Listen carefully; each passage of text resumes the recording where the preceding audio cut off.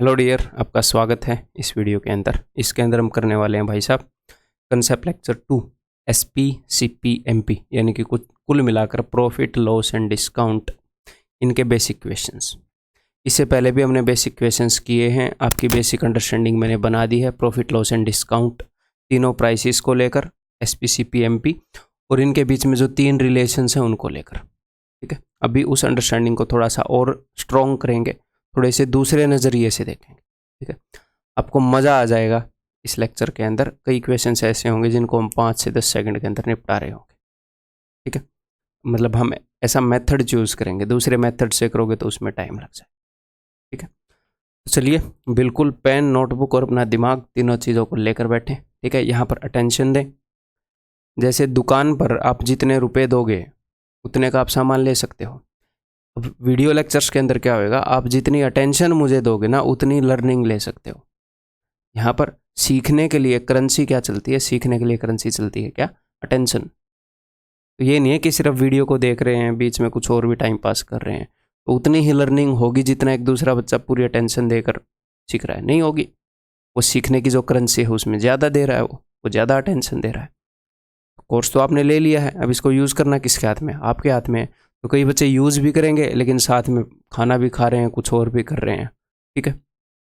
तो आपने करना क्या है, आपने दिन में 15-16 घंटे पढ़ने की ज़रूरत नहीं है। भले ही आप 7-8 घंटे पढ़ो, 6 घंटे पढ़ो, है, लेकिन प्योरली पढ़ो, है। बाकी जो काम करने हैं, फ़ोन चलाना है भाई, हेल्थ के ऊपर ध्यान देना है। जब हेल्थ के ऊपर ध्यान दो तो प्योरली ध्यान दो हेल्थ पे, फ़ोन को घर पे छोड़ के जाओ, है। एक्सरसाइज वगैरह, योगा वगैरह पूरा वो करो। जब एंटरटेनमेंट करनी है, मान लो कोई मूवी देखनी है, तो रिलैक्स होकर आराम से मुंह हाथ पैर धो के टीवी पर देखते हो या लेट कर देखते हो, आपकी आदत है, उस पर ध्यान दो। फिर पढ़ाई वढ़ाई की टेंशन को छोड़ो, पूरा एंटरटेन करो। फिर बाद में जब पढ़ाई का वक्त आएगा फिर पढ़ाई को देखेंगे, फिर बाकी सारी चीज़ों को छोड़ देंगे। तो ज़िंदगी को शिद्दत से जीने का तरीका है ये। फिर हर एक फील्ड में आप सेटिस्फाई होके काम कर रहे होगे, एंटरटेन भी सेटिस्फाई होगे, पढ़ाई भी सेटिस्फाई होगे, तो खुश रहोगे ज़िंदगी के अंदर, अंदर से खुशी निकलेगी, ठीक है। तो स्टार्ट कर दें फिर, चलिए जी। तो सबसे पहले मैं आपको ये कंसेप्ट बताने वाला हूँ, इसे लिख लो। इसे हम कैसे देखेंगे, ऐसे हम लिखेंगे, ये लिखा क्या हुआ वो मैं आपको बताता हूँ।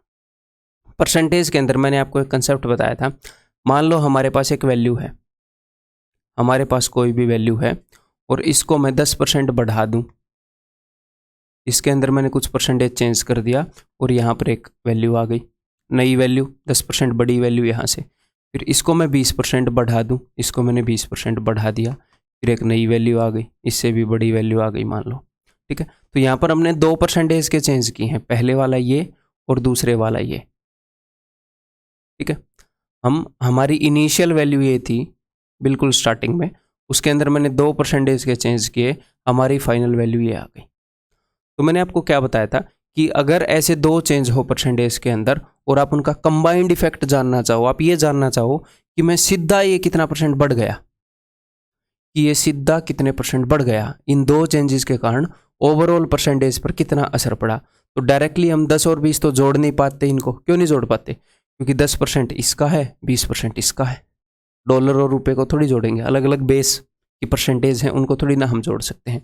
तो मैंने आपको 3 तरीके बताए मेनली इस चीज़ को निकालने के। क्या तरीके बताए, अगर आपको 2 या 2 से ज़्यादा परसेंटेजेस का कंबाइंड इम्पैक्ट देखना है, जो वो सक्सेसिवली हो, एक वैल्यू पर हुआ, फिर नई वैल्यू पर हुआ, फिर नई वैल्यू पर हुआ, चाहे कितने भी हो। एक तो मैंने आपको तरीका बताया जी, फॉर्मूला, बताया कि नहीं बताया, क्लियर है। और दूसरा मैंने क्या बताया कि भैया आप वैल्यू एज्यूम कर लो, आप कोई भी वैल्यू एज्यूम कर लो अकॉर्डिंग टू परसेंटेज, जो चेंजेस हैं 100 मानना जरूरी नहीं है। तीसरा मैंने आपको क्या बताया, तीसरा मैंने आपको बताया मल्टीप्लाइंग फैक्टर देख लो,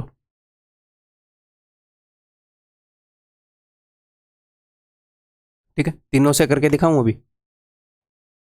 मैंने ये फॉर्मूला बताया, तो यहाँ पर आप इस फॉर्मूला को कैसे लगाओगे, 10 + 20 + 10 × 20 अपॉन 100, यानी कि टोटल जो चेंज आया दैट इज 32%।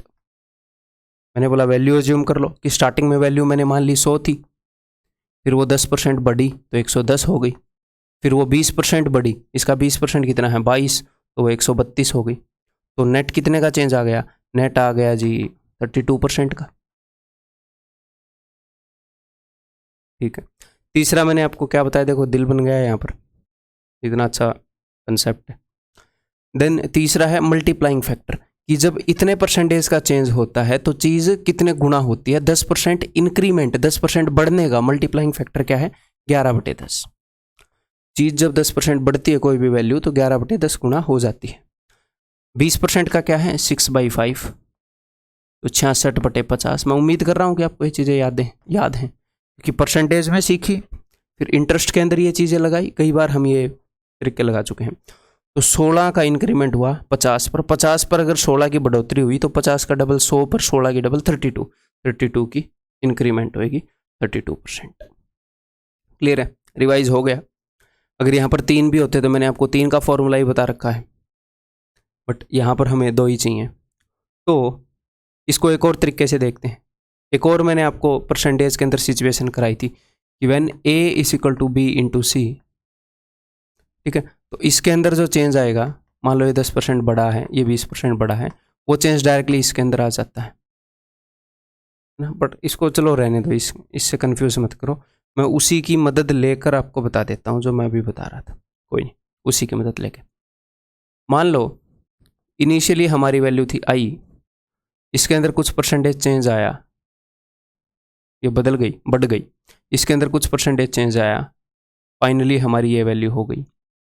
तो अगर इसी सिचुएशन को एक और नज़रिए से देख रहे हैं, अगर मैं आपको ये बताऊं मल्टीप्लाइंग फैक्टर वाला, मैं देख रहा हूं कि जब चीज़ 10% बढ़ी थी तो हमने क्या किया था कि भैया यहाँ पर ये 11/10 गुना हो गई। जब यहाँ पर चीज़ 20% बढ़ी थी, अभी जो मैंने एग्जाम्पल लिया, तो मैंने बोला कि जी 6/5 गुना हो गई।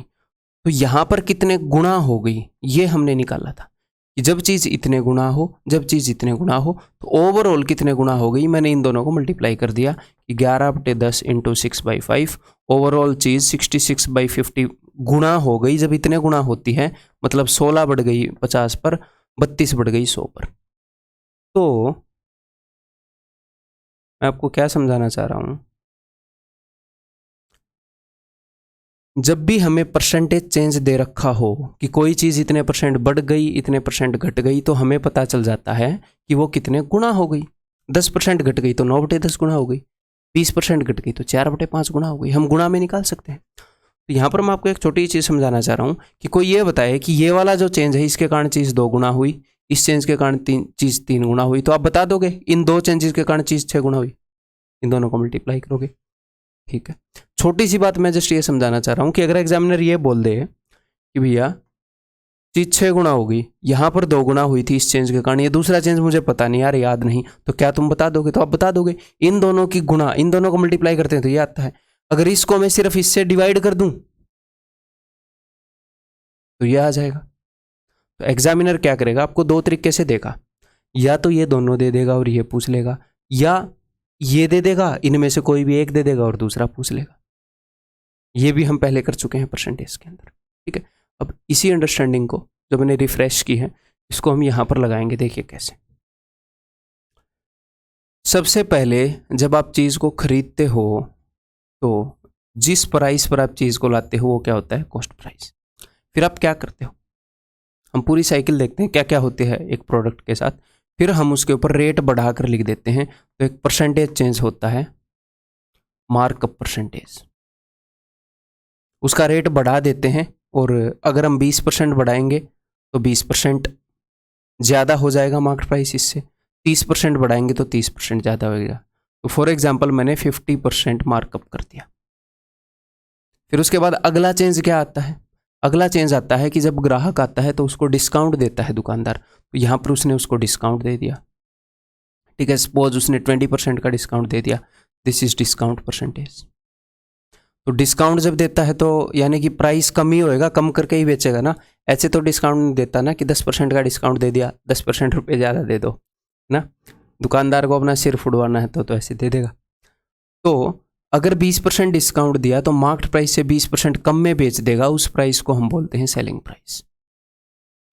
और जितने में आपने खरीदा, 2 रिलेशन तो यहाँ पर हो चुकी है, एक और रिलेशन बाकी है प्रॉफिट एंड लॉस। वो किन किन प्राइस के बीच में होती है, जितने में आपने खरीदा उससे कितने परसेंट ज़्यादा में कितने परसेंट कम में बेच दिया, उसे हम क्या बोलते हैं, उसे हम बोलते हैं प्रॉफिट और लॉस परसेंटेज। तो मुझे पता नहीं यहाँ पर प्रॉफिट होएगा या लॉस होएगा, लेकिन इससे कितने परसेंट ज़्यादा है ये, इसका मतलब है प्रॉफिट और लॉस परसेंट। तो यहाँ पर आपको एक बात समझ में आई, देखने की कोशिश करो। किसी वैल्यू के अंदर पहला चेंज आया, वो वैल्यू कुछ परसेंट बढ़ गई, फिर वही वैल्यू कुछ परसेंट घट गई, उसके अंदर दूसरा चेंज आया, नई बढ़ी हुई वैल्यू के अंदर दूसरा चेंज आया। तो ये दो सक्सेसिव चेंज आए, और ये जो दो सक्सेसिव चेंज हैं, इनको अगर मैं ये देखना चाहूँ कि इन दो के कारण ओवरऑल क्या चेंज हुआ, ओवरऑल इनिशियल वैल्यू से जो फाइनल वैल्यू है वो कितनी बड़ी है कितनी छोटी है, उसका हमारा नाम है प्रॉफिट एंड लॉस परसेंट। ठीक है, तो मैं क्या कह सकता हूँ यहाँ पर, मैं ये कह सकता हूँ कि मार्कअप परसेंटेज और डिस्काउंट परसेंटेज, इनके कारण जो सक्सेसिव चेंज आता है, इनके कारण जो चेंज आता है वो मैं अगर देखता हूँ तो वही प्रॉफिट और लॉस की परसेंटेज के बराबर होता है। या फिर दूसरे वर्ड में मैं आपको बताऊं कि आपको कितना फायदा या कितना नुकसान होएगा, ये डिपेंड करता है कि आपने मार्कअप कितना किया प्लस आपने डिस्काउंट कितना दिया। इन दो चीज़ों पर डिपेंड करता है।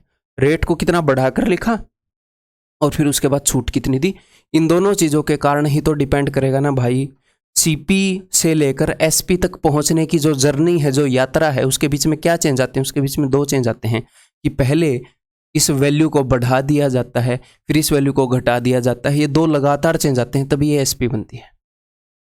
तो इन दो चेंजों, ये जो दो चेंज हैं, इन दो चेंजों, इन दोनों चेंजेस का कंबाइंड इंपैक्ट ये होता है। यानी कि मैं ये कहूँगा कि अगर आप इनके ऊपर फॉर्मूला लगाओगे या कुछ भी करोगे तो नेट इन दो चेंजेस के ऊपर, तो आपको प्रॉफिट एंड लॉस पता लग जाएगा। तो बात समझ में आ गई मैं क्या कहना चाह रहा था। मैं ये कहना चाह रहा था कि मार्कअप परसेंटेज और डिस्काउंट परसेंटेज, इन दोनों को अगर हम सक्सेसिव चेंज माने किसी वैल्यू के ऊपर जो कि ये हैं, तो जो कंबाइंड इंपैक्ट जो ये देंगे वो प्रॉफिट या लॉस परसेंट को डिसाइड करेगा। तो यहाँ पर आप क्या कर सकते हो, अगर एग्जामिनर ने बोला कि मैंने चीज़ को 50% मार्कअप कर दिया, 20% डिस्काउंट कर दिया, तो बताओ प्रॉफिट या लॉस क्या होगा। तो आपके दिमाग में एक ये बात अब बैठ जानी चाहिए। क्या बात बैठ जानी चाहिए, अब ध्यान से सुन लो। आपको ये कन्फ्यूजन होने के बहुत बहुत चांसेस है कि मैं मार्कअप को ऐसे लिख रहा हूं भैया, यहां पर प्रॉफिट एंड लॉस परसेंट है। प्रॉफिट एंड लॉस परसेंट जो है वो इन दोनों चेंजेस का नतीजा होता है। तो आपको कन्फ्यूजन होने के चांसेस है जब आप इस फॉर्मूले को नहीं रटोगे कि यहाँ पर मार्कअप आया था, यहाँ पर डिस्काउंट आया था, प्रॉफिट एंड लॉस आया था। तो आपको एक बात ध्यान रखनी है। क्या बात ध्यान रखनी है कि फाइनली दुकानदार ये सारा काम किस चीज़ के लिए कर रहा है। दुकानदार ये काम किस चीज़ के लिए कर रहा है, प्रॉफिट या लॉस के कारण। लॉस के लिए तो नहीं कर रहा, हालांकि कभी कभी हो जाता है। तो दुकानदार सारा काम कर रहा है प्रॉफिट के कारण। तो फाइनल जो आउटकम है ना वो प्रॉफिट है दुकानदार की, मैंने 10% कमा लिया। वो ये जो कार्रवाई कर रहा है ये किसके कारण कर रहा है, उसको फायदा चाहिए। तो जो वो मार्कअप करता है, जो वो डिस्काउंट करता है, कितना रेट बढ़ाएगा, कितना रेट घटाएगा, इन सारी चीज़ों के कारण कितना प्रॉफिट होगा कितना लॉस होगा वो डिसाइड हो जाता है। तो हमें पता है कि इन दोनों चेंजेस के कारण प्रॉफिट या लॉस पता चल जाता है। तो अब मैं यहाँ पर फॉर्मूला लगा सकता हूँ क्या, कि मुझे प्रॉफिट एंड लॉस परसेंटेज चाहिए, तो ए प्लस बी वाला फॉर्मूला लगा लो। ए प्लस बी वाला फॉर्मूला लगाएंगे तो 50, वो नेगेटिव है, -20, ए इंटू बी अपॉन 100 तो नेगेटिव आएगा, एक नेगेटिव है, -50 इंटू 20 अपॉन 100। ठीक है, ये क्या हो जाएगा, 50 में से 20 गए 30, और वहाँ पर हो जाएगा -10, 20%। ये पॉजिटिव आया है, जी हाँ पॉजिटिव आया है, तो ये प्रॉफिट है। या फिर यहाँ पर बेटर कौन सा रहेगा सर, फॉर्मूला तो बिना वजह काम का लंबा पड़ गया। बेटर रहेगा मल्टीप्लाइंग फैक्टर। अब यहाँ पर क्वेश्चन आएगा कि एक बंदे ने 20% डिस्काउंट दिया और उसने मार्कअप किया था 50%, तो बताओ कितना प्रॉफिट होगा। तो आपको पता है प्रॉफिट एंड लॉस तो इन दोनों का कंबाइंड असर होता है। तो 50% मार्कअप किया, उसके लिए फ्रैक्शन क्या हो जाएगी, 3/2। 20% डिस्काउंट दिया, उसके लिए फ्रैक्शन क्या हो जाएगी, 4/5, 80 अपॉन 100। तो बस 6/5। आपको सिर्फ इतना लिखना है, एक का फायदा 6 पर 20% प्रॉफिट, 5 की लेकर 6 में बेच दी। बात छोटी थी, मैंने बहुत ज़्यादा डिटेल में बताई क्योंकि इसकी ज़रूरत है इतनी। अगर मैं यहीं पर इस क्वेश्चन को थोड़ा सा बदल दूं, मैंने अभी आपके सामने क्या किया, देखो मैं यहीं पर आपको 2-3 क्वेश्चन करवा देता हूं। अगर एग्जामिनर ऐसा क्वेश्चन दे कि भैया जो मार्कअप है कुछ भी वो आपको दे कि 30% ऊपर उसने मार्क कर दिया और उसने 10% का डिस्काउंट दे दिया, तो बताओ उसको कितना प्रॉफिट होगा। तो आप क्या करोगे, 30% यानी कि 13/10। मुझे पता है प्रॉफिट एंड लॉस इन्हीं दोनों का रिजल्ट होता है। 10% का मतलब है 9/10, 13 निम्मे 117/100, यानी कि उसे 17 का प्रॉफिट हो गया। 100 पर 17% का प्रॉफिट हो जाएगा। जी हाँ, मैं ये दो दे रहा हूँ, आपसे ये पूछ रहा हूँ, आप इजीली इनको मल्टीप्लाई करके ये बता दोगे। देन नेक्स्ट मैं क्या करूँ, कभी कभी एग्जामिनर ये भी बोलता है कि भाई साहब 17% ही मान लेते हैं इसको, कि भाई साहब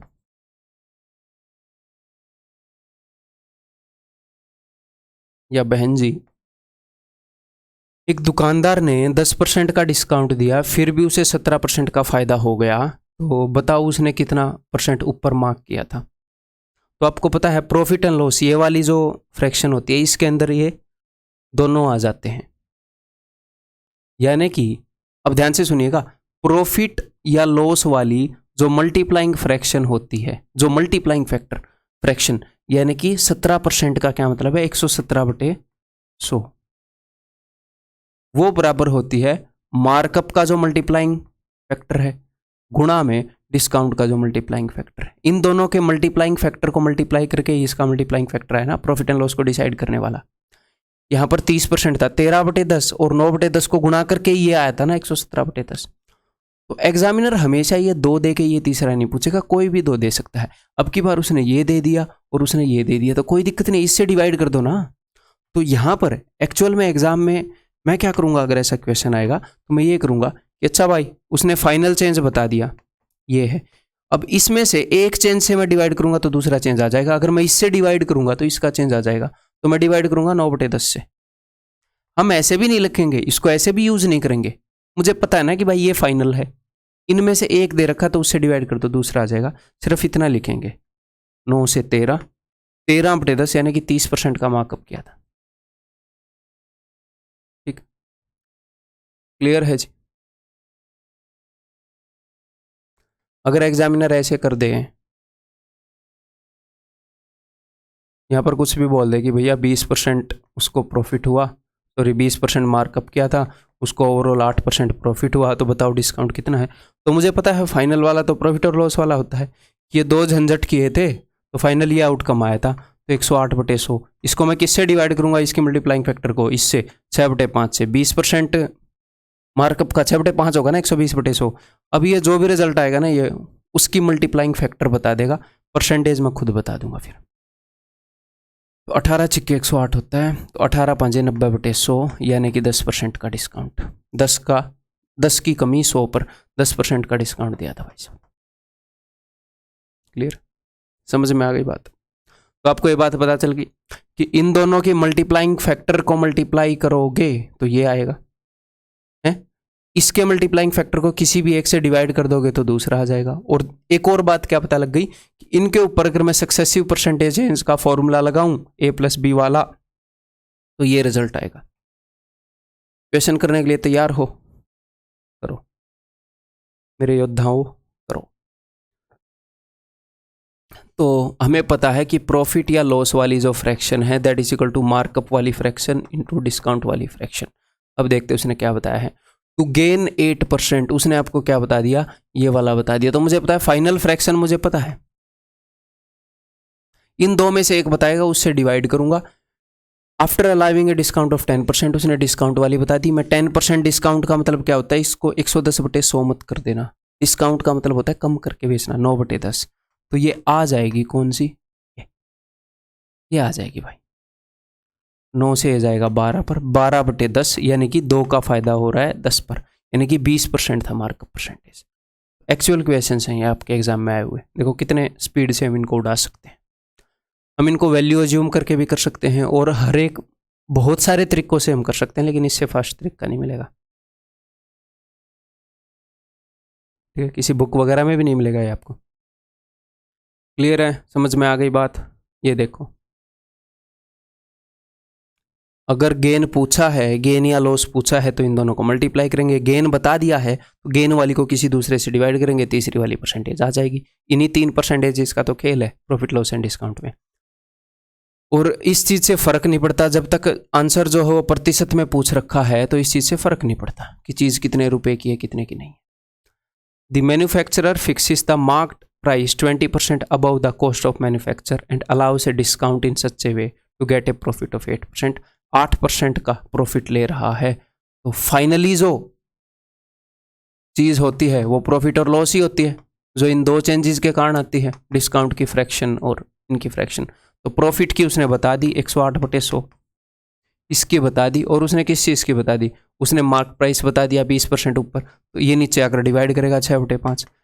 एग्जाम में ये नहीं लिखेंगे हम, अभी सिर्फ उन बच्चों के लिए मैं लिख रहा हूँ जिनको शायद थोड़ी परेशानी हो जाए इसके बिना, अदरवाइज सिर्फ ये लिखेंगे हम एग्जाम में। तो 6 से इसको कितने पर मारूं भाई, 18 पर, 18 5 90/100, 10% का डिस्काउंट दिया गया है।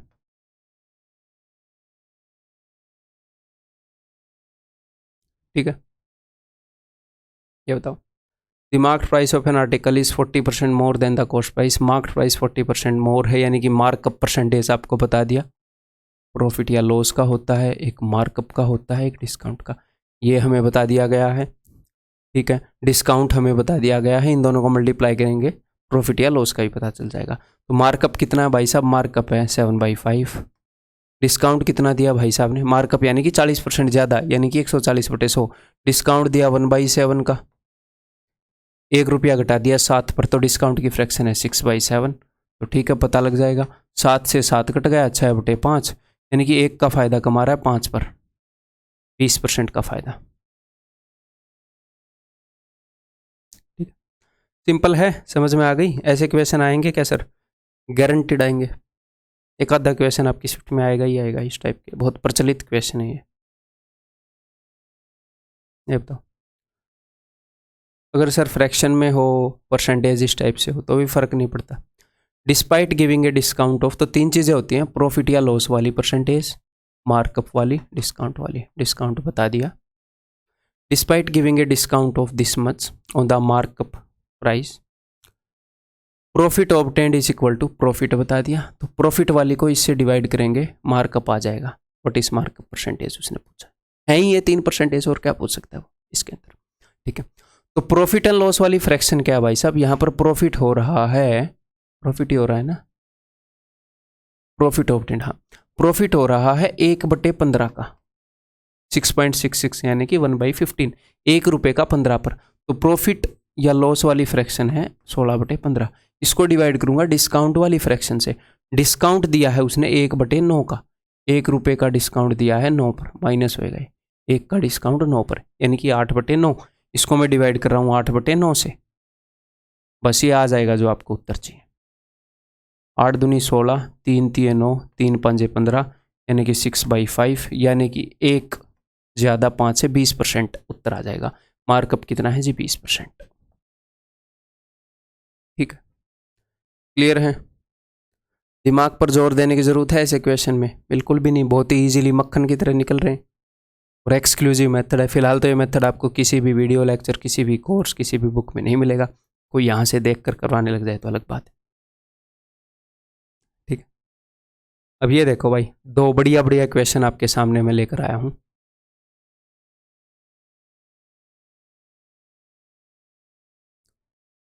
हालांकि इस टाइप के क्वेश्चन फिलहाल तक हमारे एग्जाम में नहीं आ रहे हैं, रिलेवेंट सा ही कंसेप्ट है, तो इसलिए मैं करवा रहा हूँ, कोई दिक्कत नहीं है, इरेलीवेंट नहीं है, इन पर दिमाग लगाना आपको आना चाहिए। The markup percentage, discount percentage and profit percentage are in this ratio. ये मार्कअप परसेंटेज है, ये डिस्काउंट परसेंटेज है, ये प्रॉफिट परसेंटेज है। तो मार्कअप परसेंटेज को मैंने मान लिया 16x%, इसको मैंने मान लिया 5x%, इसको मैंने मान लिया 7x%। ठीक है, या फिर यहाँ पर लिख लेता हूँ, मार्कअप परसेंटेज को मैंने मान लिया 16x%, डिस्काउंट परसेंटेज को मैंने मान लिया 5x%। तो डिस्काउंट परसेंटेज ये तो नेगेटिव का चेंज होता है, इस चीज़ को ध्यान रखना है। डिस्काउंट परसेंटेज 20% है, यानी कि 20% घट रही है चीज़। और प्रॉफिट परसेंटेज यहाँ पर इन्होंने बताया है दैट इज 7x%। तो ये चीज़ तो मैंने आपको बताई है कि फाइनली प्रॉफिट होगा या लॉस होगा वो इन दोनों के सक्सेसिव चेंज पर डिपेंड करता है, इन दोनों के सक्सेसिव चेंज पर। तो यहाँ पर एक मेथड तो आप ये कर सकते हो जो अभी अभी मैंने आपको बताया कि मार्कअप परसेंटेज की जो फ्रैक्शन है वो क्या होगी, किसी चीज़ को अगर हम 16% बढ़ा रहे हैं तो 100 + 16x बटे में 100 ऐसे ही बढ़ती है ना चीज़। 20% कैसे बढ़ती है कोई भी चीज़, 100 + 20 बटे में 100। ठीक, अगर किसी चीज़ को हम 5% घटा रहे हैं तो उसकी मल्टीप्लाइंग फैक्टर क्या होगी, 100 - 5x बटे में 100। और ओवरऑल जो चेंज आया प्रॉफिट हुआ है यानी कि +7x हो गया। ओवरऑल इन दोनों चीज़ों के कारण चेंज आया 100 + 7x बटे में 100। देखिए तरीका है, मैंने आपको दो ही तरीके बताए हैं कि एक तो ये यूज़ कर लो या भैया वो फॉर्मूला यूज़ कर लो कि अगर मैं इन दोनों के ऊपर a+b वाला फॉर्मूला यूज़ करूँगा तो फाइनली ये उत्तर आएगा। ये अगर इतने इतने % के सक्सेसिव चेंजेस हुए फाइनली नेट ये चेंज देखने को मिलता है इन चेंजेस के कारण।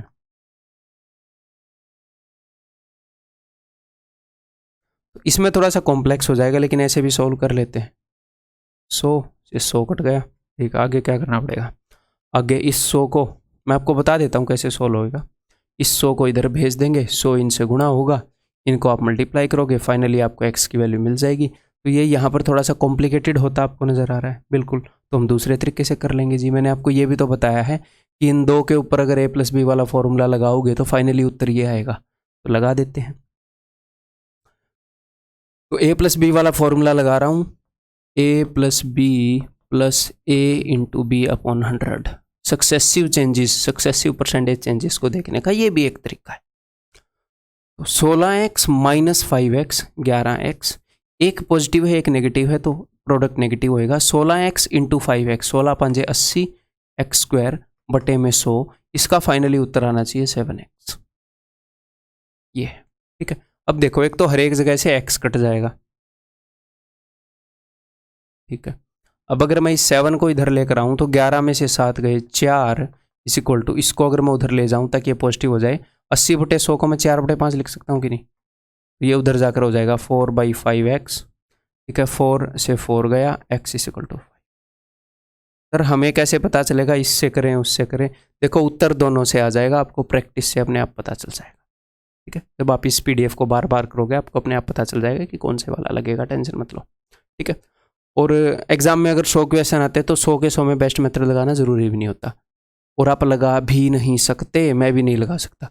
अगर 100 के 100 पर मैं बेस्ट मेथड लगा दूंगा तो मैं उसको 1 घंटे में करके बैठ जाऊंगा, और 1 घंटे में नहीं होएगा मेंस का पेपर। मैं एग्जाम्पल मेंस का ले रहा हूँ, चीज़ें प्री पर भी अप्लाई हो रही हैं, ठीक है। तो 20, 25, 30% क्वेश्चन ऐसे रहेंगे जिन पे आप उनका बेस्ट मेथड नहीं लगाओगे एग्जाम में, उनका second best method, third best method, एक आधे पर फोर्थ बेस्ट मेथड भी लगा रहे होगे, ठीक है। तो प्रैक्टिस का क्या फ़ायदा होता है कि मैक्सिमम क्वेश्चंस के ऊपर हम बेस्ट मेथड लगा पाएँ, ताकि जितनी ज़्यादा हम प्रैक्टिस करेंगे उतने ज़्यादा क्वेश्चन फास्टेस्ट वे से होते रहेंगे और हमारा टाइम सेव होता रहेगा। हम कम टाइम में ज़्यादा काम कर रहे होंगे, हम ज़्यादा नंबर ले पा रहे होंगे, ठीक है। तो एक्स की वैल्यू आ गई। यहाँ पर ये पूछ क्या रहे हैं,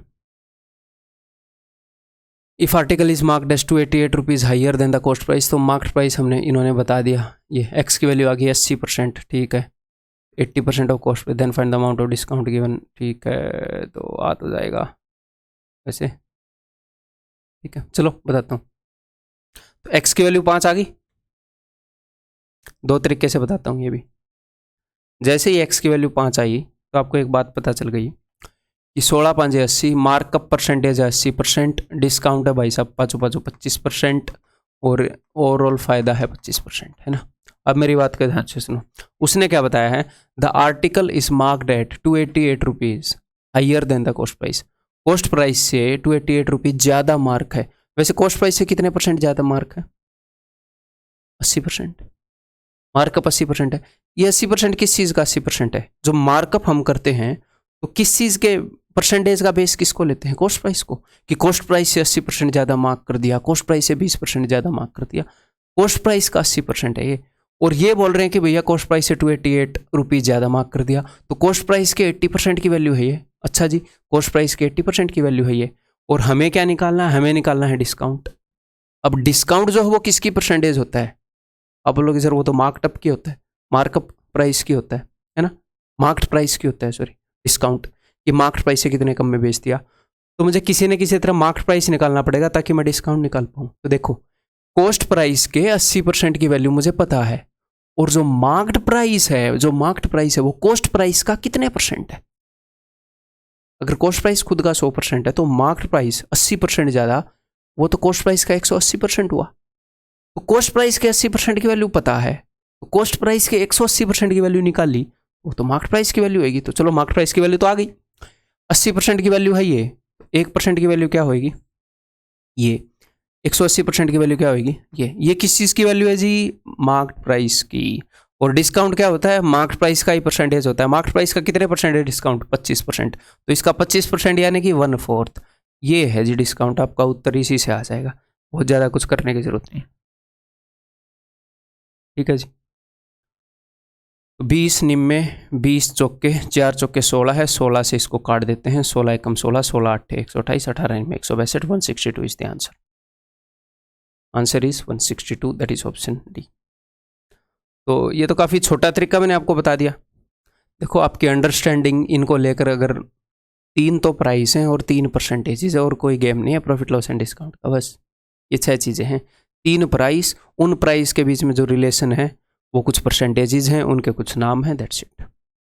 जितनी प्रैक्टिस करोगे उतनी अंडरस्टैंडिंग स्ट्रांग हो जाएगी। ऐसे डरना नहीं है प्रॉफिट लॉस डिस्काउंट चैप्टर से, ठीक है।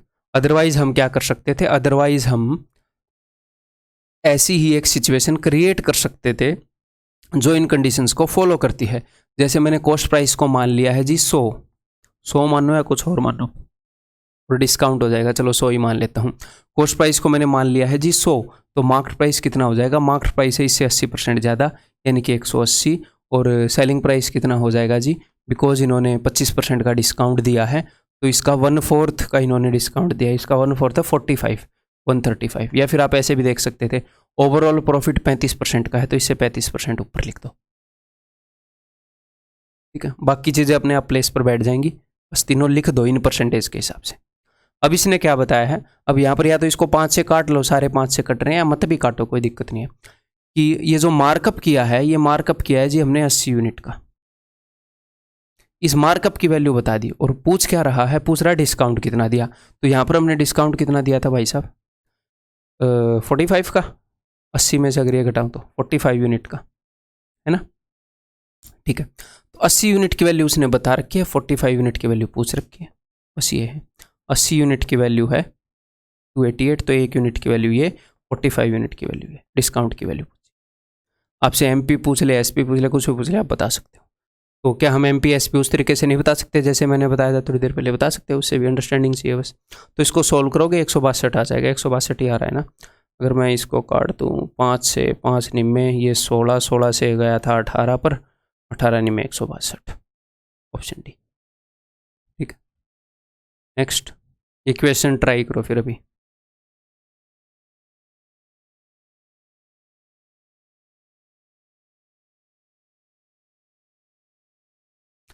An article is marked X% above the cost price. A discount of 2/3 X% is given on the marked price.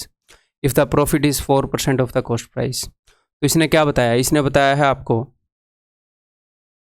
Markup percentage बता दिया X%, फिर इसने बता दिया कि भैया मैंने डिस्काउंट परसेंट कितना दिया, डिस्काउंट इसने दे दिया 2/3x। मैंने नेगेटिव क्यों लिखा है, ताकि आपको याद रह जाए कि इतने परसेंट का घाटा करना है, घटाना है। कई बंदे इसको जोड़ देते हैं, हो सकता है आप भी जोड़ के बैठे हो। और प्रॉफिट परसेंटेज ही 4%। एक बात तो आपके दिमाग में क्लियर होनी चाहिए कि इन दोनों, अगर किसी चीज़ के ऊपर मैं ये दोनों चेंजेस करूँ तो नेट इतने का चेंज आ रहा है। तो 2 तरीके हैं, या तो मल्टीप्लाइंग फैक्टर इन दोनों के मल्टीप्लाई करूँ, उसको बराबर में टेक दूँ, रख दूँ उसको, या फिर वो फॉर्मूला यूज़ कर लूँ। अगर मैं मल्टीप्लाइंग फैक्टर वाले रास्ते से जाऊँगा तो क्या होएगा, देखो किसी चीज़ को X% बढ़ाना,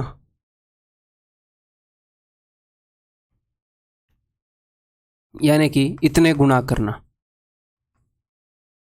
किसी चीज़ को इतने परसेंट घटाना।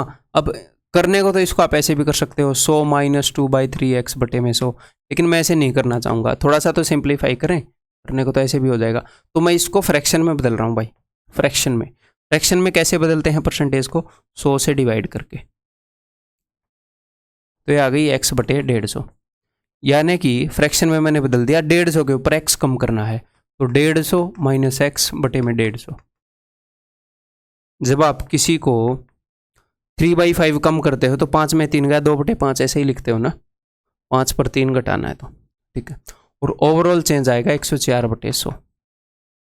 एक तो हम इसको ऐसे सॉल्व कर सकते हैं, यहाँ पर क्वाड्रेटिक बनेगी, वो आपको क्वाड्रेटिक के अंदर उसकी अंडरस्टैंडिंग लेनी पड़ेगी, ठीक है। 100 गया, यहाँ पे कुछ कटेगा तो नहीं, ये 150 जो ऊपर चला जाएगा और उसके बाद ये सोल्व होएगा, ठीक है। तो एक तो ये तरीका हमें इसको सोल्व करके दिखाना नहीं चाहता, क्योंकि मैं दूसरे तरीके से सोल्व करना चाह रहा हूँ। अदरवाइज क्या सर इससे सोल्व नहीं होगा? क्यों सोल्व नहीं होएगा? इससे हुआ पड़ा है सोल्व होएगा, ठीक है। क्लियर है जी? इस 150 को ऊपर लेकर जाएंगे और इनको गुणा करेंगे, फिर हम x की वैल्यू निकाल लेंगे, x में क्वाड्रेटिक बनेगी। दूसरा तरीका है जी फॉर्मूले वाला।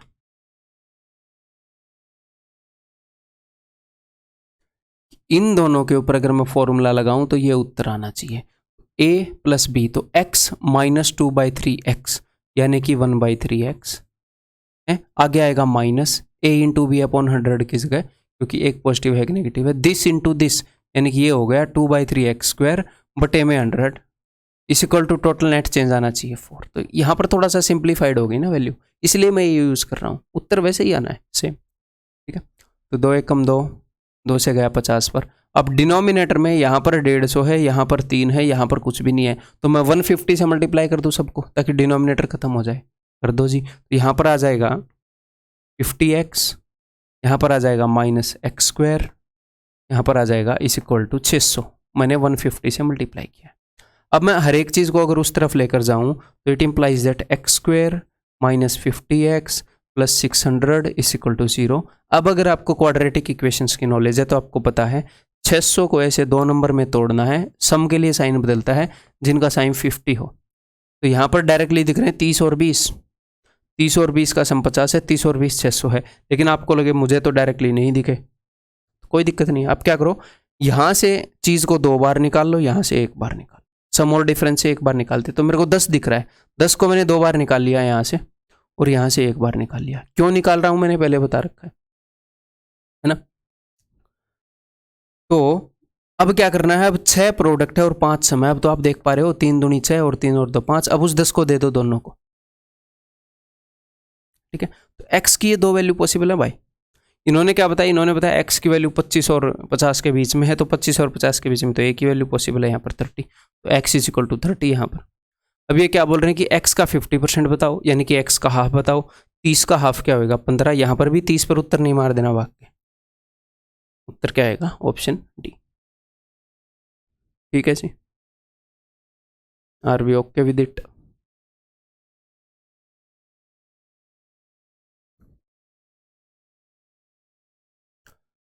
तो मैं आपको नेक्स्ट कंसेप्ट यहाँ पर एक बहुत ही प्यारा ज़बरदस्त कंसेप्ट बताने वाला हूँ। बहुत सारे क्वेश्चंस के ऊपर इसको लगाएंगे, ये भी आपकी प्रॉब्लम को आसान करेगा, जैसे लास्ट मेथड कर रहा था कई क्वेश्चन की को, ठीक है।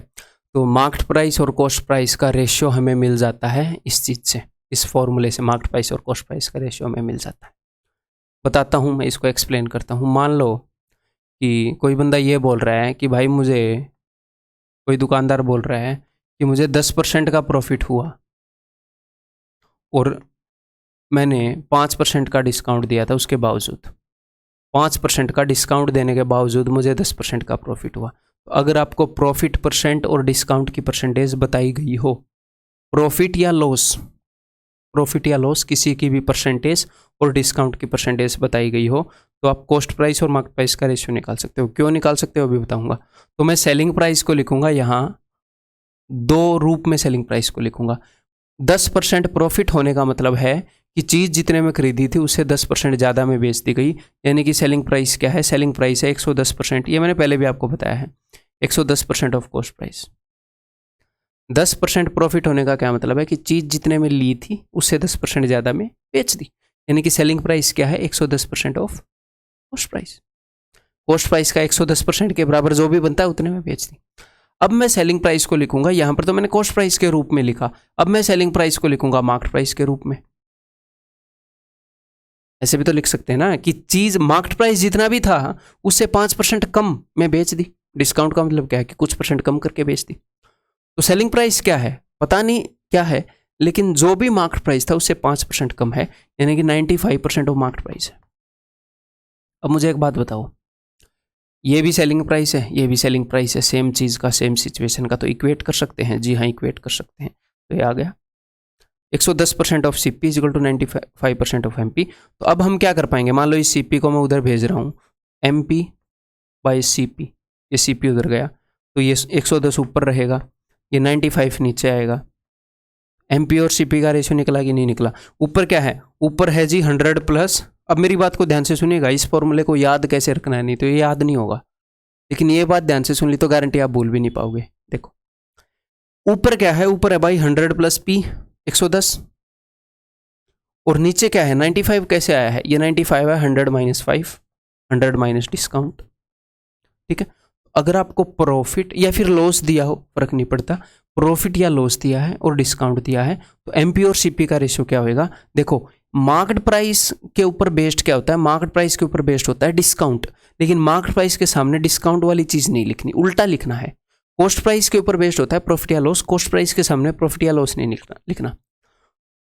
तो 5% का डिस्काउंट क्या होता है, चीज को 5% कम करना, तो डिस्काउंट तो हमेशा 100 से घटेगा, तो जो डिस्काउंट वाली चीज है वो कॉस्ट प्राइस के सामने लिख दो 100 माइनस डिस्काउंट। और जो प्रॉफिट या लॉस वाली चीज है वो होता बेस कॉस्ट प्राइस का है, लेकिन ये क्यों ऊपर नीचे जा रहा है मैंने यहां से बता दिया। अब हम इस चीज को याद ही नहीं रखेंगे, रीजन पता चल गया, अब हम फाइनली इसको याद रखेंगे। ठीक, तो मार्केट प्राइस के सामने क्या होगा, अगर प्रॉफिट हुआ तो 100 प्लस प्रॉफिट, लॉस हुआ तो 100 माइनस लॉस।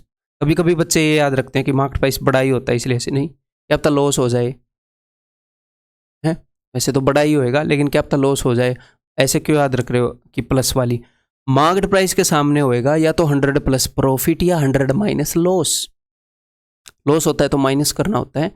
जो कॉस्ट प्राइस के बेस पर जो चीजें निकल रही हैं प्रॉफिट या लॉस वो मार्केट प्राइस के सामने होंगी, और जो मार्केट प्राइस के बेस पर डिस्काउंट निकल रहा है वो तो हमेशा घटता ही है, वो कॉस्ट प्राइस के सामने होगा। ये फॉर्मूला है 100 plus minus profit loss, plus profit के लिए माइनस लॉस के लिए, 100 माइनस डिस्काउंट कॉस्ट प्राइस के सामने। अगर मैं आपको ये बोल दूं कि एक बंदे ने 20% का डिस्काउंट दिया था और उसे जो लॉस हो रहा है वो 30% का हो रहा है, तो तुरंत मैं एमपी और सीपी निकाल सकता हूं। कैसे? एमपी और सीपी का रेशियो मुझे पता है, मार्केट प्राइस के ऊपर बेस्ड डिस्काउंट होता है, लेकिन उसको मैं कॉस्ट प्राइस के सामने लिखूंगा उसके परसेंटेज को।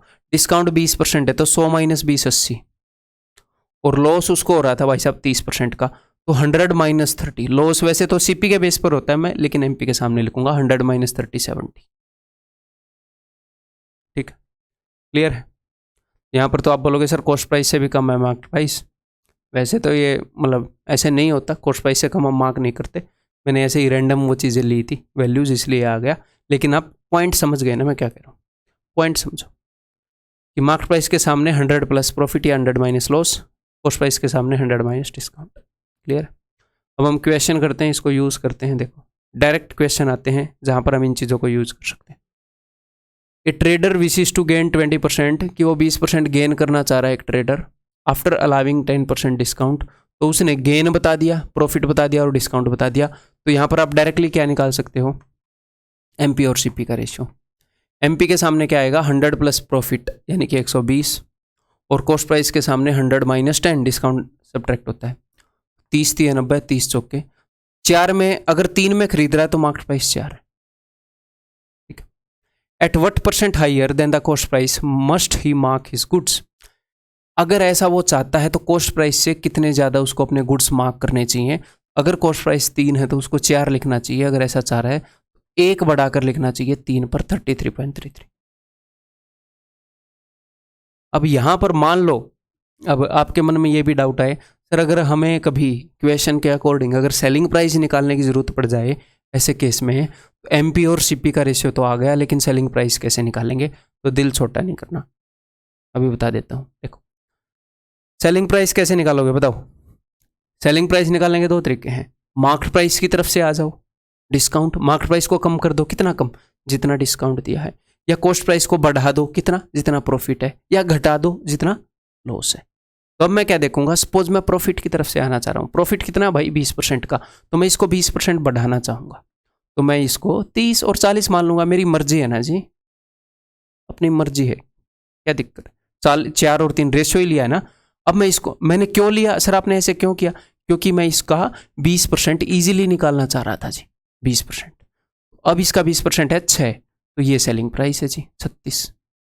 अब बोलो, cost price 30, selling price 36, market price 40। वो कुछ भी क्वेश्चन दे दे यहां से कंपेयर करके बता देंगे।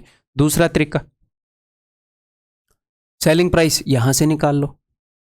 डिस्काउंट कितना है भाई? 10% का डिस्काउंट है, तो इसको ऐसी वैल्यू बना लो ना कि इसका 10% निकाल पाओ, तो इसलिए 0 लगाई है। तो इसका 10% है 4, तो 36 हो गया जी सेलिंग प्राइस। तो सेलिंग प्राइस तो कहीं से भी आ सकता है, यहां से, तो तीनों प्राइस आ जाएंगे।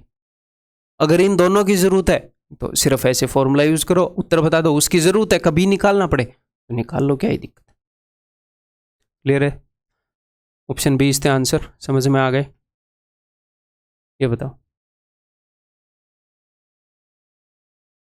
On allowing a discount of 10% on an article, the shopkeeper gains 20%. If a discount of 20% is allowed on it, what will be the gain? बिना इस फॉर्मूले के भी इसको कर पाओगे, और वो अंडरस्टैंडिंग मैंने आपको दी है। बिना इस फॉर्मूले के करके दिखाओ, यूनिटरी मेथड यूज करके दिखाओ, तब मानूंगा। फिर इस फॉर्मूले से ही बताएंगे। On allowing A discount of 10%, अगर 10% का डिस्काउंट दे रहे हैं तो 20% फायदा हो रहा है। इससे आपको क्या पता लग रहा है? 10% का डिस्काउंट, यानी कि मार्केट प्राइस के 90% पर अगर मैं बेच रहा हूं तो मुझे कॉस्ट प्राइस का 120% वैल्यू मिल जा रही है। अगर मैं 90% पर भी बेच रहा हूं तो मुझे 120% रुपये मिल जा रहे हैं, जितने मैंने लगाए थे उसके 120%। वो बोल रहे हैं अगर 20% का ही डिस्काउंट दे तो 20% का डिस्काउंट दोगे तो 80% पर बेचोगे मार्केट प्राइस के। तो मार्केट प्राइस का 90% पर बेचने से ही 120% मिल रहे हैं, तो 80% पर बेचने में कितने परसेंट मिलेंगे कॉस्ट प्राइस के? उससे पता लग जाएगा प्रॉफिट या लॉस। 1% के लिए 120/90, 80% के लिए ये, तो इससे उत्तर तो आ ही जाएगा आपका। तो इजीली कैसे काटेंगे? 30 × 90, 30 चौके, ये आ जाएगा 320/3, ये आ जाएगा 106 2/3, यानी कि 106 2/3% पर बेच रहे हैं कॉस्ट प्राइस के इतने परसेंट पर, तो 6 2/3 का फायदा हो रहा है। तो ये तरीका हो गया। अब जिस फॉर्मूले की हम प्रैक्टिस कर रहे हैं उसके हिसाब से करते हैं। तो यहाँ पर हमें एमपी और सीपी का रेशियो मिल जाएगा, जरूरत पड़ी तो एसपी भी निकाल लेंगे। तो फिर चाहिए क्या हमें जिंदगी में? सब कुछ तो मिल जाएगा, तीनों प्राइस मिल जाएंगे। ठीक है, तो मार्केट प्राइस के सामने क्या लिखूंगा भाई? प्रॉफिट या लॉस वाली टर्म। तो 20% फायदा हो रहा है 120, कॉस्ट प्राइस के सामने 90। ठीक है, 30 × 90, 30 चौके 120। If A discount of 20% is allowed, अगर 20% का डिस्काउंट देंगे तो अभी दे देते हैं 20% का डिस्काउंट, तो इसको कम करो जी 20%। इसका 20% कितना हो जाएगा? 8, 10% 4 -8। अगर हम इसको 32 में बेचें तो क्या होगा? वो ये बोल रहा है। अगर इस पर देखो, ये मार्केट प्राइस है, कॉस्ट प्राइस है। ठीक है, रेशियो मिल गया। मैंने 0 0 लगा दी ताकि मैं परसेंटेज निकाल पाऊँ। अब वो बोल रहे हैं इससे 20% कम में बेचें, ऐसी वैल्यू बनाओ ना जिसमें इसका 20% निकाल पाओ। 0 0 इसलिए लगाइए, इसका 20% है 8। अगर 32 पर बेचें, खरीदा 3 में है, फायदा कितने का हो रहा है जी? 2 का। कितने पर भाई साहब? 3 पर। तो 2 का 30 पर 1/15। 1/15 की फ्रैक्शन याद है? 1 का फायदा 15 पर 6.66 ही होती है, याद करवाइए आपको। 62/3 ऑप्शन है। मजा आ रहा है? नहीं आ रहा है तो आना चाहिए। डॉक्टर को चेक कराओ क्यों नहीं आ रहा, दिमाग में कोई गड़बड़ी तो नहीं है आपके। A salesman gets 20% profit even after allowing 10% discount. What is the maximum percentage discount that he can offer without getting loss?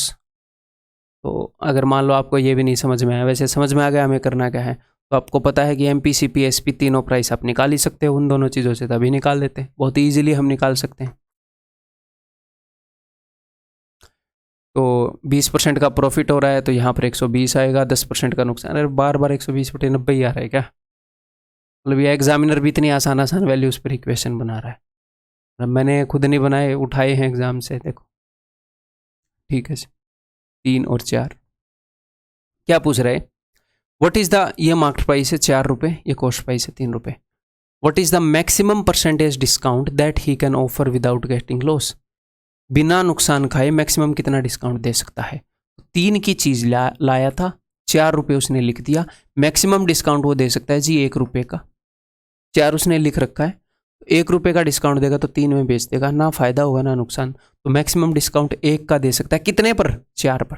3 पर मत कर देना, डिस्काउंट हमेशा एमपी पर होता है, तो 1 का डिस्काउंट दे सकता है 4 पर, यानी कि 25% का, तो उसे कोई हानि नहीं होगी, इससे ज़्यादा डिस्काउंट नहीं दे सकता वो।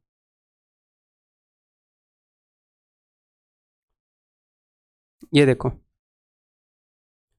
कैट का क्वेश्चन है, 2017 में पूछा गया था, आसान है, हमारे लिए रिलेवेंट है, इसलिए मैंने लिया है।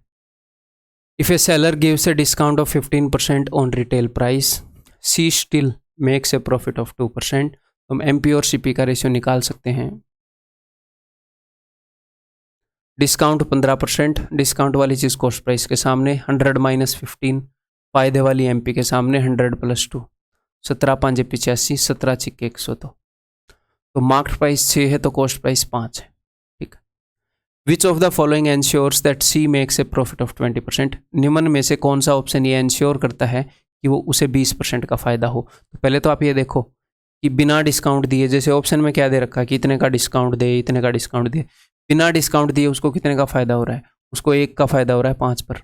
अगर वो डिस्काउंट नहीं देगी तो उसको 20% का फायदा हो रहा है। अगर उसने डिस्काउंट दे दिए तो गड़बड़ हो जाएगी। अगर उसने रिटेल प्राइस को 2% बढ़ा दिया, यानी कि कॉस्ट प्राइस को बढ़ा दिया, यही है ना 15%, अच्छा इसको अगर बढ़ा दिया, ये रिटेल प्राइस है, यहाँ पर हो सकता है कुछ बच्चों को ये आ जाए कि सर ये रिटेल प्राइस को आपने मार्केट प्राइस को बता दिया। रिटेल प्राइस होता है जो प्रोडक्ट के ऊपर लिखा हुआ होता है, एमआरपी आप बोल सकते हो। जो दुकानदार होता है उसे हम बिजनेस की भाषा में रिटेलर भी बोल सकते हैं, जो रिटेल में बेचता है, ठीक है। जो कस्टमर के लिए जो प्राइस लिखा हुआ होता है वही रिटेल प्राइस है, वही मार्केट प्राइस है, ठीक है। तो तीसरा ऑप्शन है कि अगर वो इसको रिटेल प्राइस, इस मार्केट प्राइस को 2% बढ़ा दे, तो भैया मार्केट प्राइस पर बेचने में उसे 20% फायदा हो रहा है। अगर इसको और ज़्यादा बढ़ा दिया, तो उसको ज़्यादा फायदा हो जाएगा, लेकिन हमें 20% ही फायदा चाहिए। तो यहाँ पर क्या होएगा, अगर वो रिटेल प्राइस पर ही बेच दे, अगर वो मार्केट प्राइस पर ही बेच दे, तो ही उसे 20% का लाभ होएगा। क्लियर है। अगर यहाँ पर आपको ये लगे कि सर यहाँ पर तो ये ठीक है, बढ़िया बात है, ये 20% ज़्यादा निकलाया है, अगर ये ऐसा होता है कि अगर उसे 10% का प्रॉफिट कमाना है, फिर हम क्या करते, कोई दिक्कत नहीं है। अगर उसे 10% का प्रॉफिट कमाना है और आपसे वो चीज़ें पूछ रहा है कि मैं कितने का डिस्काउंट दूं, मैं क्या करूं, तो आप क्या करोगे, 10% का फ़ायदा कमाना है ना, तो ऐसी वैल्यूज़ मान लो जिसका आप 10% निकाल पाओ। तो 50 का 10% कितना होगा, 5, यानी कि उसको 55 में बेचना है, ये सेलिंग प्राइस है। तो आपको ये पता लग जाएगा कि उसे कितने का डिस्काउंट देना है, 5 का डिस्काउंट देना है, कितने पर, क्या बोलते हैं, 60 पर, ठीक है। बाकी तो अकॉर्डिंग टू क्वेश्चन फिर हम करेंगे। यहाँ पर आंसर क्या हो गया जी, ऑप्शन डी। ई बताइए,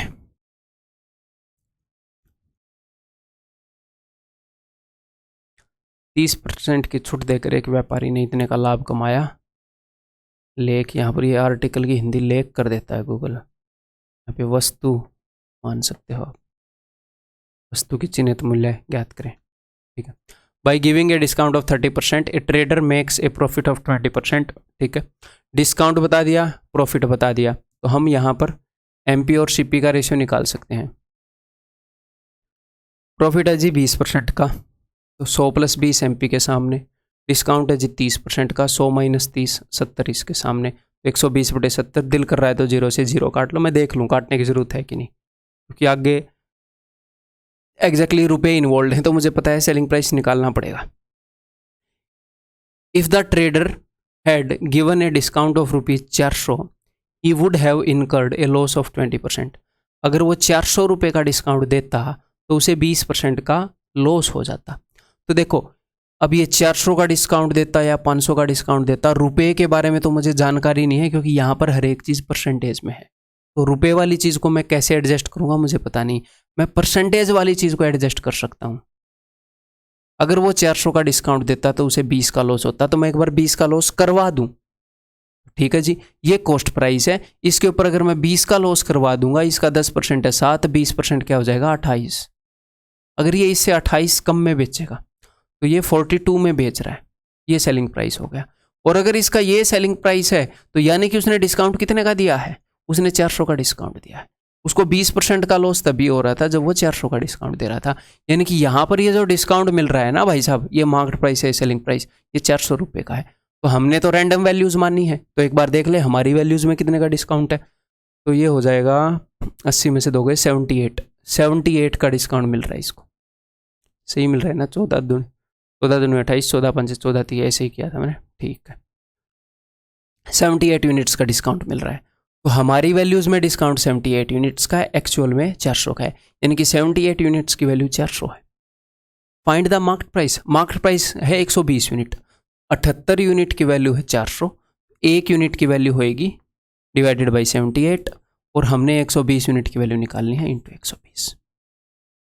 ठीक है, अब धमाल मचा देते हैं। 13 6 78 है, नीचे 13। यार ये तो कट नहीं रहा, this thing is not cutting.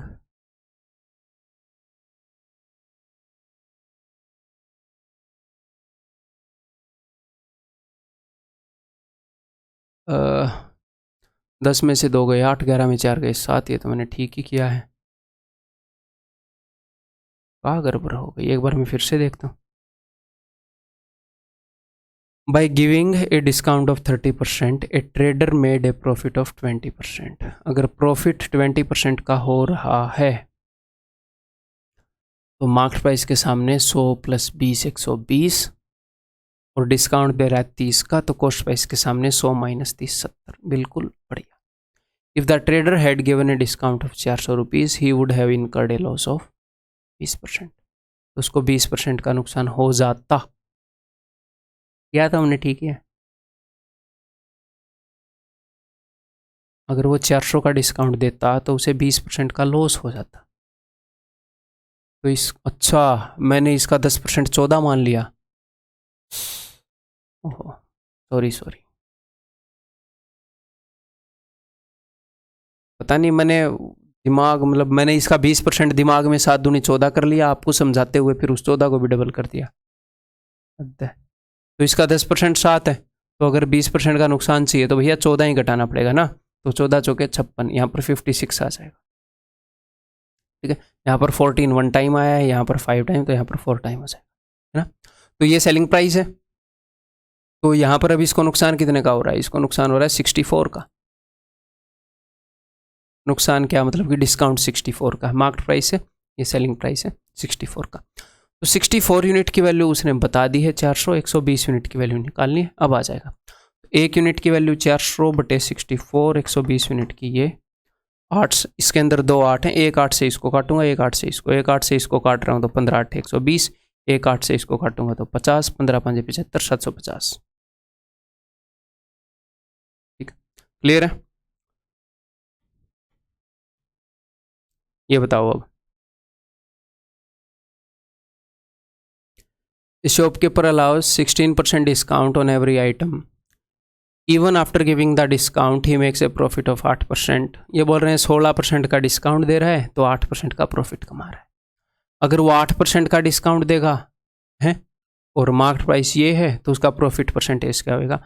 अगर आपको परसेंटेज ही निकालनी है तो एक तो मतलब कि भाई साहब ये रुपए आपके लिए मैटर ही नहीं करते, परसेंटेज में ही खेलना है। तो एग्जैक्ट रुपए में कुछ पूछता तो फिर हम जो भी हम सिचुएशन क्रिएट करेंगे उससे इसको इक्वेट करते। ठीक है, तो चलिए जी, कोई दिक्कत नहीं है।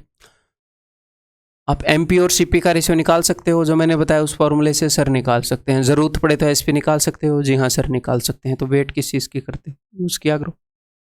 ठीक है, तो 16% का डिस्काउंट यानी कि कॉस्ट प्राइस के सामने 100 - 16 84, और फ़ायदा उसको फिर भी हो रहा है 8% का, यानी कि ऊपर आएगा 108। ठीक है, इसको काट पीट लेते हैं, मतलब इतनी सुंदर वैल्यूज़ हैं नहीं ये, तो 12 से कट जाएंगी, 12 नहीं में 108 और 12 7 84। अगर ज़रूरत पड़ी तो 90 70 900 700 बना लेंगे। इफ़ ही गिव्स 8% डिस्काउंट, अगर वो 8% का डिस्काउंट दे तो डिस्काउंट तो मार्केट प्राइस पर होता है। ठीक है, तो कितना फ़ायदा होगा। अब इस 9 का 8% कौन निकाले, तो 2 तरीके हैं। या तो आप मन ही मन में ऐसे सोच लो SP/CP, तो CP कितना है 7 और SP कितना होगा, SP होएगा, इसको 8% घटाएंगे 9 को, तो 9 को 8% घटाने के लिए गुणा में 92/100, 8% घटाने के लिए यानी कि 9 का 92% जो कि होता है 9 × 92/100। तो ये तो हो गया पूरा SP ये, और ये हो गया CP SP/CP हो गया। तो यहाँ पर मुझे वैल्यूज़ माननी ही नहीं पड़ेंगी। अदरवाइज 2 जीरो बढ़ा दो, क्योंकि 8% निकालना आसान हो जाएगा। ठीक है, तो अब सेलिंग प्राइस कितना हो जाएगा? अब सेलिंग प्राइस हो जाएगा इससे 8% कम, तो यानी कि 8 में 72, इससे 72 कम, यानी कि 828। तो अब आप 828 बटे में 700 कर लो, आपका दिल करे वैसे कर लो। तो अब यहाँ पर फ़ायदा कितने का हो रहा है? अब यहाँ पर फ़ायदा हो रहा है 128 का। कितने पर? 700 पर। तो प्रॉफिट परसेंट क्या होएगा? तो प्रॉफिट परसेंट होएगा 128 बटे में 700 गुणा में 100, 2 जीरो से 2 जीरो की ये 7 कम 7, 7 8 56, 18 2 बटे 7%। अब ये 2 बटे 7 क्या होता है? नीचे 7 हो तो 14 का पार्ट आता है, 14 दुनिया 28.56 होता है, तो हो जाएगा 18.2856 इस टाइप से। अब इसने राउंड ऑफ कर दिया है, ये यहाँ पर 5 है तो इसने 9 बना दिया है, 18.29। अब यहाँ पर कुछ बच्चे बोलेंगे तो बहुत ही पास आ गया। जब आपको पता है 18.2 समथिंग होएगा तो दिक्कत ही क्या है? वो 18.31 करे, 33 करे, कोई दिक्कत ही नहीं है। एग्जैक्ट उत्तर निकल रहा है बिना इन्हीं कैलकुलेशन के। क्लियर है? समझ में आ गया?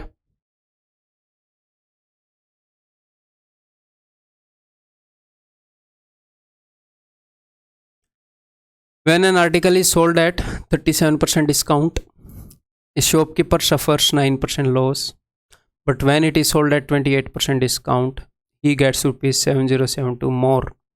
ठीक है जी। तो आपको दो बातें क्लियर हो गई। ये जो पहली वाली लाइन है इसमें आपको डिस्काउंट बता दिया, और प्रॉफिट और लॉस की इन दोनों में से कोई भी एक बता दे, वो कोई दिक्कत नहीं है। लॉस बता दिया तो आप एमपी और सीपी का रेशियो निकाल सकते हो, वो जो भी निकले आप निकाल सकते हो, उससे आप एसपी भी निकाल सकते हो, है ना? ठीक है, अब आगे देख रहा हूं मैं। तो आपका दिल करे तो आप निकाल लो यहीं पर, और ना दिल करे तो आप स्टेटमेंट भी पढ़ सकते हो, कोई दिक्कत नहीं है कि भाई हमें करना क्या है एग्जैक्टली, वो पता लग जाएगा। तो मार्केट प्राइस क्या होगा? मार्केट प्राइस के सामने होगा 100 प्लस प्रॉफिट या 100 माइनस लॉस, यानी कि 91 लॉस हुआ है, 100 माइनस 9, और नीचे होएगा डिस्काउंट यानी कि 100 माइनस 37 यानी कि 63। तो मैं इसको काट रहा हूँ 7 से, 13 7 91 और 7 नहीं में 63, ठीक है, 13 और 9। ओके, अब इसने क्या बताया है? When it is sold at 28% discount, अगर इसको हम 28% डिस्काउंट पर दे दें तो he gets rupees this much more than what he got on previous deal. ध्यान से सुनिए, वो नॉर्मली 37% के डिस्काउंट पर बेच रहा है। कौन? कोई दुकानदार है। अगर वो 28% के डिस्काउंट पर दे दे तो उसे ज़्यादा रुपए मिल रहे। क्यों? क्योंकि यहाँ पर उसने छूट ज़्यादा दे दी ना भाई, यहाँ पर वो छूट कम दे रहा है तो यहाँ पर ज़्यादा कमाएगा। तो कितने का फ़र्क है डिस्काउंट के अंदर? 37 एंड 28 में कितने का फ़र्क है? 9 का। 37 माइनस 8, 9%। और ये डिस्काउंट किस चीज़ का परसेंटेज होता है? मार्केट प्राइस का। तो वो मार्केट प्राइस का 9% बचा लेगा, जो कि रुपए में किसके बराबर है? तो आपको ये भी पता होना चाहिए कि मार्केट प्राइस के 9% की वैल्यू आपके पास है, तो मार्केट प्राइस के 100% की, 50% की, सब की वैल्यू आप निकाल सकते हो। मार्केट प्राइस के रिलेटिव आप कुछ भी कर सकते हो। आगे देखते हैं। At what price should he sell to get no profit no loss? अगर उसको ना फायदा चाहिए ना नुकसान, तो किस रेट पर बेचेगा? तो आप बताओ किस रेट पर बेचेगा? कॉस्ट प्राइस पर बेचेगा, जितने में लाए उतने में बेच देगा, यानी कि कॉस्ट प्राइस निकालना है, अभी निकाले देते हैं। मार्केट प्राइस का 9% पता है, तो इसका मतलब मार्केट प्राइस का 100% भी पता है, और मार्केट प्राइस पता है तो मार्केट प्राइस और कॉस्ट प्राइस का रेशियो पता है। किस चीज़ का डर? मार्केट प्राइस के 9% की ये वैल्यू है तो 1% की वैल्यू होगी ये, और 100% की वैल्यू होगी ये। तो ये किस चीज़ की वैल्यू है? ये मार्केट प्राइस की वैल्यू है। अगर मार्केट प्राइस की ये वैल्यू है तो मार्केट प्राइस अगर 13 यूनिट है तो कॉस्ट प्राइस 9 यूनिट है। तो अच्छा, ये 13 यूनिट की वैल्यू है तो 1 यूनिट की वैल्यू हो जाएगी ये, तो 9 यूनिट की वैल्यू क्या हो जाएगी? ये। बस ये आ गया कॉस्ट प्राइस आपका उत्तर।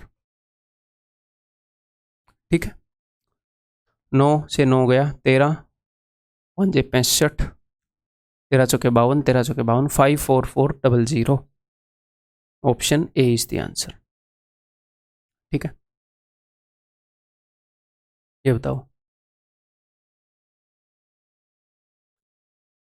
ए company allow us,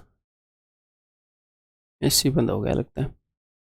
A company allows 15% discount and gets 19% profit if the cost of the product is increased by 12%, then the MP is increased by 10% and the company still gives 15% discount, then find the new profit। तो कोई दिक्कत नहीं है, आपने अगर इतनी चीज़ पढ़ ली तो आप MP और CP का रेशियो निकाल सकते हो कि नहीं? डाल सकते हैं जी। MP बाई CP प्रॉफिट हो रहा है जी 19%, 100 + 19 इसके सामने, डिस्काउंट 15 का तो 85 इसके सामने।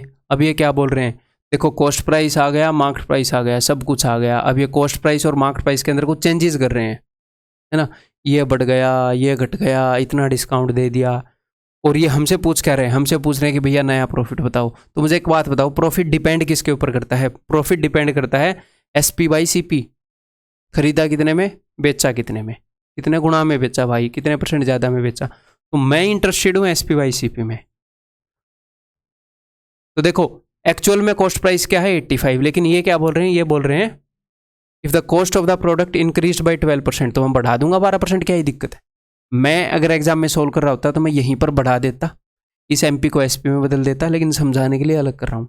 तो कॉस्ट प्राइस हो गया नया 85 इंटू 1.12, 12% बढ़ा रहे हैं, तो ये नया कॉस्ट प्राइस मैंने लिख दिया। यहाँ पर मैं नया सेलिंग प्राइस लिख दूंगा, दिक्कत ही क्या है। तो मार्केट प्राइस कितना है, मार्केट प्राइस 119 है, तो मार्केट प्राइस अगर 119 है तो नया मार्केट प्राइस कितना है, मार्केट प्राइस बढ़ गया भाई साहब कितना, 10%, यानी कि 11/10 गुणा। तो 11/10 कर लूँ 1.1 की जगह, बाद में भी करना पड़ेगा, 11/10 कर दिया। तो ये मार्केट प्राइस है फिलहाल, ये मत सोचना ये SP है। मार्केट प्राइस को वो 15% डिस्काउंट दे रहा है। अगर मैं मार्केट प्राइस को 15% कम करूं तो आएगा सेलिंग प्राइस, तो कर देते हैं 15% कम, यानी कि 85/100, यानी कि 17/20। तो अब ऊपर सेलिंग प्राइस आ गया इस सारे को मिलाकर, ये सारा सेलिंग प्राइस है और ये सारा कॉस्ट प्राइस है, SP बाई CP हो गया। बस तो ऐसे करना होता है। मैं यहीं पर 119 और 85 है ना, यहीं पर मैं चेंज करता है एक्चुअल में, बस एक स्टेप के अंदर आपका उत्तर आ जाता। अब आप भी ऐसे ही करोगे आगे से। ठीक है जी, 2 0 से हमने ये 2 पॉइंट काट दिए और अब देखते हैं कैसे कटेगा। 17 5 85, यहाँ पर 112 है, 112 7, 17 7 भी हाँ, ये 7 से काटोगे तो 17 पर जाएगा, 7 से कितने पर जाता है, 16 7 होते हैं ना, हाँ तो 12, ठीक है। तो 5 और 2 को मिलाकर 10 बन जाएगा, नीचे बन जाएगा जी 160, ऊपर 17 इंटू 11 बन जाएगा 187। SP बाई CP ये है, फ़ायदा कितने का हो रहा है, 27 का। कितने पर मेरे भाई, 160 पर, तो 27 का फ़ायदा 160 पर, यही इन्होंने पूछा है। तो 27/160 गुणा में 100, ठीक है।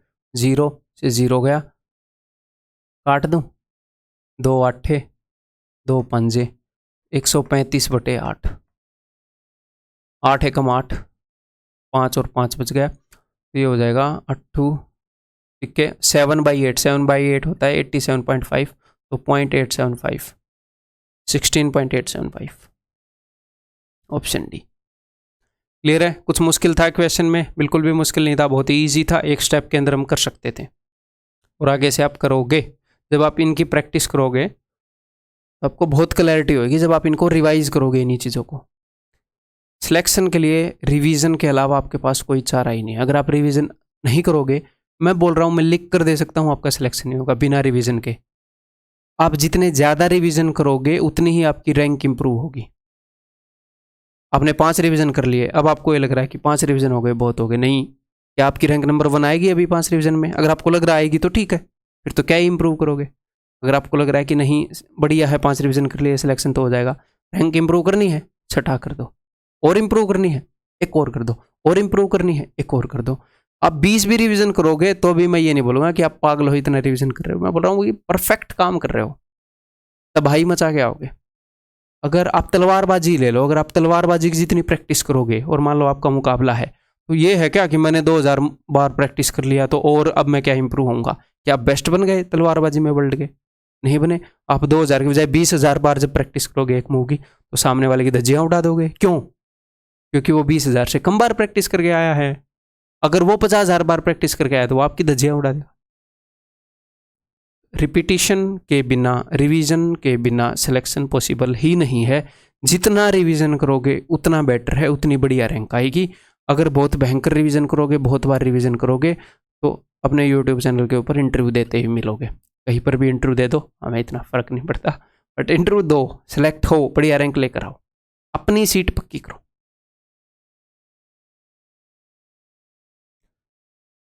देखो जी, if an article is sold at 4% discount then there is a loss of 20%। Okay, अगर 4x% डिस्काउंट देते हैं तो इतना लॉस है। तो यहाँ से मैं एमपी और सीपी का रेशियो निकाल सकता हूँ कि नहीं? डिस्काउंट मिल गया, प्रॉफिट या लॉस मिल गया, ठीक। और ये बोल रहे हैं कि अगर x% डिस्काउंट दे दें तो इतने का प्रॉफिट होता है। तो एमपी और सीपी का रेशियो तो मैं यहाँ से भी निकाल सकता हूँ। आप बोलोगे जी हाँ, और ये सेम ही सिचुएशन है। आर्टिकल का कुछ कॉस्ट प्राइस होगा, कुछ मार्केट प्राइस होएगा, है ना। सेम आर्टिकल की बात कर रहे हैं। इतना डिस्काउंट दे दूँ तो इतना लॉस हो जाता है, इतना डिस्काउंट दे दूँ तो इतना फ़ायदा हो जाता है। तो यहाँ से भी एमपीसीपी का रेशियो निकाल सकते हैं, यहाँ से भी एमपीसीपी का रेशियो निकाल सकते हैं। तो इक्वेट कर देते हैं। ऊपर वाली सिचुएशन के हिसाब से एमपी और सीपी का रेशियो क्या आएगा, मार्केट प्राइस और कॉस्ट प्राइस का रेशियो क्या आएगा? डिस्काउंट है जी 4x का, तो 100 माइनस 4x, और लॉस है 20% का यानी कि 80। अगली सिचुएशन के हिसाब से इनका रेशियो क्या आएगा? प्रॉफिट है जी 25 यानी कि 100 प्लस 25, डिस्काउंट है x का यानी कि 100 माइनस x। बस इनको इक्वेट कर दो। 5 से कट रहे हैं 16, 25। इनमें से एक आधी स्टेप आप मेंटली भी कर सकते हो। 1600 हो गया, 2500 हो गया, ऐसे करके 1600 2500। लेकिन मैं आपको लिख के बता देता हूँ। 100 माइनस एक्स को ऊपर लेकर जा रहा हूँ। 1600 minus 16x is equal to, mentally करोगे तो बढ़िया आपके लिए। 100x थोड़ा सा केयरफुली करोगे, लेकिन आपकी कैलकुलेशन इंप्रूव होती है मेंटली चीज़ों को करने से। 100 को इधर लाऊंगा तो 100 माइनस 16 84x इस इक्वल टू, अगर 1600 को उधर लेकर जाऊंगा तो 900। x की वैल्यू आ गई 900 डिवाइडेड बाई 84, ये x की वैल्यू आ जाएगी। ठीक है, find the value of x। तो ठीक है जी, 9 से तो ये कट नहीं रहा, 6 से कटेगा, 7 से ऊपर वाला नहीं कट रहा। 14 6 84 होता है, तो 12 से तो कट जाएगा ना। 12 7 84 और 12 7 84, 12 5 60, 75/7, 7 दाई 70, 10 5/7। और ये 5/7 क्या होता है भाई? 14 का पढ़ा आएगा। 14 पंडे 70 का डबल यानी कि 71.40, तो 10.7140 ऑप्शन है। ठीक है, दैट्स इट। मज़ा आ गया यार, आज तो पता ही नहीं चला। उम्मीद है आपको भी पता नहीं चला होगा। तो मेन बातें मैं आपको बता चुका हूँ भाई साहब। जितना रिवीजन करोगे ना आपके लिए कम है। ठीक है, आप हो एक कमरे में, आप ये देखो कि उस कमरे में आप हो और आपका सिलेबस है। जो सिलेबस मैं आपको करवा रहा हूँ वो कंप्लीट है, उससे बाहर एक भी क्वेश्चन करने की जरूरत नहीं। आपके सिलेबस से लड़ाई है। पेपर से पहले उसे जितना लड़ लोगे, उसे जितना पीट लोगे, मारो उसे, घुसे, बार बार रिवाइज करो, तोड़ डालो सारे सवालों को, जितने अच्छे से उसे पीट के रखोगे। लिटरली किताब को पीटना नहीं है, फट जाएगी। मतलब कहने का क्या मतलब है, उसको बिल्कुल ध्वस्त कर दो कि भाई तू मेरे लिए आगे कुछ नहीं है। जो मैं आपको सिलेबस दे रहा हूँ उसको पूरे को रट डालो, समझ डालो, रिवाइज। वैसे रटना नहीं है, समझना है। एक आधी रटने की चीज़ें वो रटनी है। मतलब उसको आप जितने अच्छे से कॉन्कर कर लोगे, आपकी माउंट एवरेस्ट वही है आपके लिए, वही आपका पहाड़ है। उसको अगर आप कॉन्कर कर लोगे, मैं बोल रहा हूँ एग्जाम में तबाही मचा के आओगे। ठीक है, अगली क्लास में मिलते हैं।